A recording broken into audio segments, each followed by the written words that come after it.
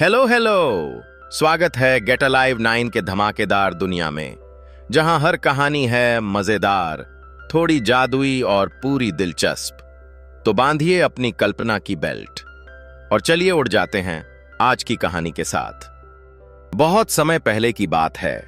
Champak one नाम के एक जंगल में चंटू नाम का एक सियार रहता था।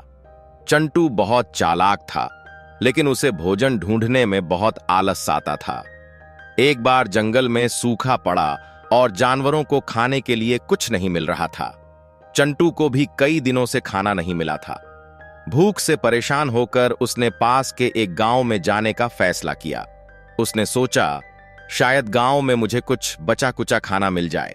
जैसे ही चंटू गांव की सीमा में दाखिल हुआ, वहां के आवारा कुत्तों ने उसे देख लिया। कुत्ते सियार को देखकर जोर जोर से भौंकने लगे और उसे दौड़ा लिया। चंटू अपनी जान बचाने के लिए बेतहाशा भागा। कुत्ते उसके बहुत करीब थे। भागते भागते वह एक धोबी के घर के आंगन में पहुंच गया। वहां उसे छिपने की कोई जगह नहीं दिखी, बस एक बड़ा सा हौद रखा था। डर के मारे चंटू ने बिना कुछ सोचे समझे उस बड़े बर्तन में छलांग लगा दी। वह बर्तन कपड़ों को रंगने वाले नीले रंग के घोल से भरा हुआ था। चंटू उसमें पूरी तरह डूब गया। उसने अपनी सांस रोके रखी जब तक कि कुत्तों के भौंकने की आवाज दूर नहीं हो गई। जब कुत्तों का शोर शांत हो गया तो चंटू धीरे से उस बर्तन से बाहर निकला। उसे खुद में कुछ अजीब महसूस हो रहा था। उसने आंगन में रखे एक आईने में अपनी परछाई देखी और हैरान रह गया। वह अब सामान्य भूरा सियार नहीं था। वह सिर से पैर तक चमकीले नीले रंग का हो चुका था। उसे पहचानना नामुमकिन था। चंटू चुपके से वापस जंगल की ओर भागा। जैसे ही वह जंगल में पहुंचा, वहां के जानवरों ने उसे देखा और डर गए। उन्होंने आज तक ऐसा अजीब और नीले रंग का जानवर नहीं देखा था। खरगोश, हिरण और बंदर उसे देखकर झाड़ियों में छिपने लगे। यहां तक कि जंगल का राजा शेर और बाघ भी उसे देखकर सहम गए। जानवरों को डरा हुआ देखकर चंटू के दिमाग में एक चालाकी सूझी। उसने सोचा, ये सब मुझे पहचान नहीं रहे हैं और मुझसे डर रहे हैं। क्यों न मैं इस डर का फायदा उठाऊं? उसने अपनी चाल बदल ली और बड़े रौब के साथ सिर ऊंचा करके चलने लगा।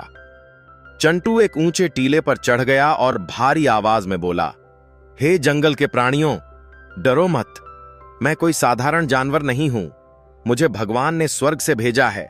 भगवान ने देखा कि इस जंगल में कोई अच्छा राजा नहीं है, इसलिए उन्होंने मुझे नीला राजा बनाकर भेजा है, ताकि मैं तुम सबकी रक्षा कर सकूं। भोले भाले जानवर उसकी बातों में आ गए। उसकी चमकती नीली त्वचा देखकर सबको लगा कि वह सच में कोई दिव्य प्राणी है। शेर, बाघ और हाथी ने भी उसके सामने सिर झुका दिया और कहा, हे महाराज, हम आपकी प्रजा हैं। आज से आप ही हमारे राजा हैं। चंटू ने तुरंत अपना दरबार बनाया।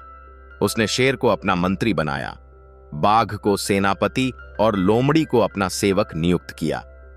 उसने एक सख्त आदेश दिया कि जंगल के अन्य सभी सियारों को जंगल से दूर भगा दिया जाए, क्योंकि उसे डर था कि वे उसकी बोली पहचान लेंगे। अब चंटू के मजे थे। उसे शिकार करने की कोई जरूरत नहीं थी। शेर और बाघ उसके लिए शिकार करके लाते और वह मजे से गुफा में बैठकर दावत उड़ाता।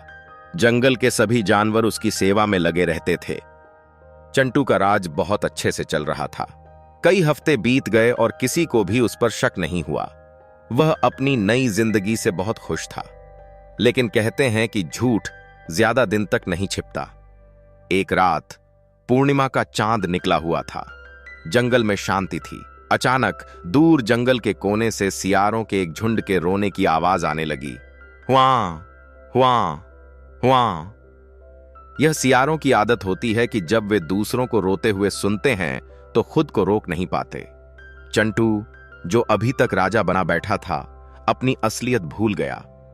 जैसे ही उसके कानों में अपनी बिरादरी की आवाज पड़ी, वह जोश में खड़ा हो गया और उसने भी जोर जोर से हुआ हुआ करना शुरू कर दिया। उसकी आवाज सुनते ही शेर, बाघ और बाकी जानवर चौंक गए। शेर ने गुस्से में कहा, अरे, यह तो कोई देवता नहीं, यह तो एक मामूली सियार है। इसने हमें मूर्ख बनाया। चंटू को अपनी गलती का एहसास हुआ, लेकिन तब तक बहुत देर हो चुकी थी। शेर और बाघ गुस्से में उसकी ओर लपके। चंटू अपनी जान बचाने के लिए भागा, लेकिन इस बार उसका झूठ सबके सामने आ चुका था। उसे जंगल से खदेड़ दिया गया और उसे अपनी मूर्खता का फल भुगतना पड़ा।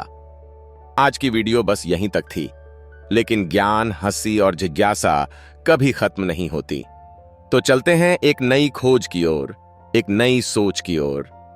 अगर आप साथ हैं तो हर वीडियो एक नई उड़ान है। सब्सक्राइब जरूर करना और कमेंट में बताओ अगली उड़ान कहां तक ले जाए आपको। कंटेंट नहीं, कनेक्शन बनाते हैं। हम हैं गेट अलाइव 9। मस्त रहिए।